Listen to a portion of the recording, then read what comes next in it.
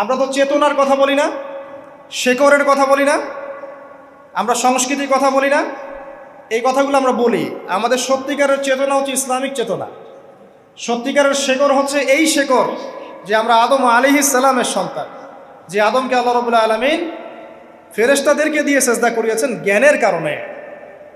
আজকে সেই আদম সন্তান দেখবেন জ্ঞান অর্জন করতে চায় না, দিনের জ্ঞান অর্জন করতে চায় না, দুনিয়ার জ্ঞান অর্জন করতে চায়, দিনের জ্ঞান অর্জন করতে চায় না। যে জ্ঞান তাকে পরকালে নাজাতের ওসিলা করবে, সেই কোরআনটুকু তিলাওয়াতও করতে চায় না, তিলাওয়াত করা শিখতেও চায় না, আগ্রহই নাই।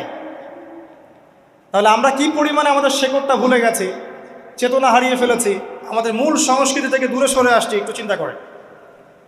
সামনে যাই, আল্লাহ রাব্বুল আলামিন বলছেন এরপর সুন্দর আকৃতি দিয়ে আদমকে আমি ফেরেশতাদেরকে দিয়ে সেজদা করালাম। ফাসাজাদু, সবাই সেজদা করলো, প্রত্যেকটা ফেরেশতাই কি করলো?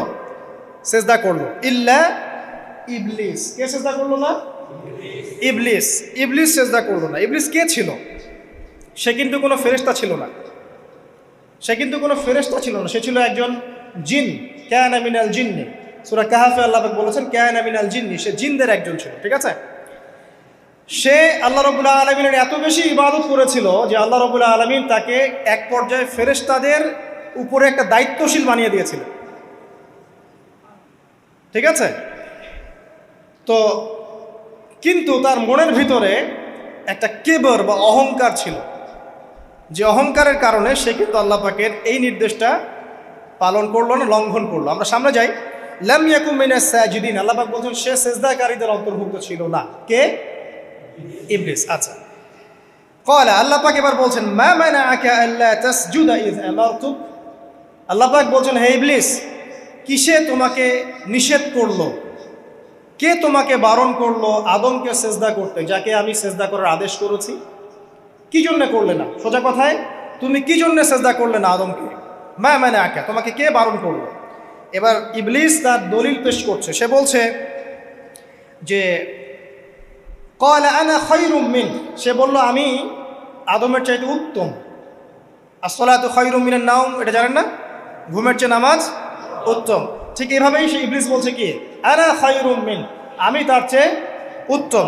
কি কারণে উত্তম? খালাকতানি মিন নার ওয়া খালাকতাহু মিন তিন, হে আল্লাহ আপনি আমাকে সৃষ্টি করেছেন আগুন দিয়ে, জিনদেরকে কি দিয়ে সৃষ্টি করা হয়েছে? আগুন দিয়ে। ফেরেশতাদেরকে কি দিয়ে? নূর দিয়ে। তাহলে এখানে প্রমাণ হলো যে ইবলিস কিন্তু ফেরেশতা নয়। আমাকে সৃষ্টি করেছেন আগুন দিয়ে, ওয়া খালাকতাহু মিন তিন, এবং আদমকে সৃষ্টি করেছেন তিন মানে কাদামাটি দিয়ে। তার মানে আগুন কাদামাটির চেয়ে সুপিরিয়র, বেশি মর্যাদা সম্পন্ন, ওর মানে কে আছে আর কি, এই কারণে সে সিজদা করলো না। এবার আল্লাহ রাব্বুল আলামিন বলছেন ক্বালা ফাহবিত মিনহা, ইবলিস এখান থেকে নেমে যাও। এটা কোন জায়গা? একদম মহাকাশের উপরে না, নাকি পৃথিবীতে? এটা 7 আসমানের উপরের ঘটনা। ইতিহাস শুরু হয়েছে মহাবিশ্বে, মানুষের অস্তিত্বও ছিল না এমন একটা সময় চলে গেছে। মহাবিশ্বে কোটি কোটি বছর চলে গেছে যখন মানুষ বলতে কিচ্ছু ছিল না। ছিল না।